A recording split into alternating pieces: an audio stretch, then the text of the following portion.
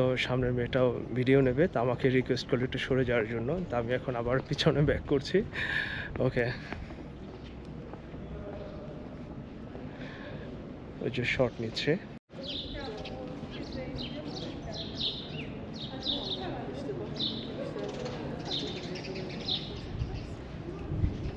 এটা একটা বাড়ি মনে হয় যে আমাদের দেশের রাজপ্রাসাদ বা জমিদার বাড়ির মতন।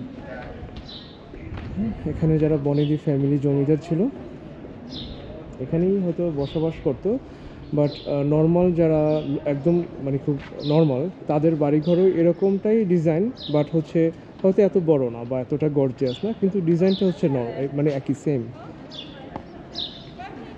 যেমন আমাদের দেশে বাড়িঘরগুলি থাকে গ্রামে, মাঝখানে উঠোন থাকে, তারপর চারপাশে বিভিন্ন মানে ঘরগুলি থাকে, এক একটা ফ্যামিলির এক একটা ঘর।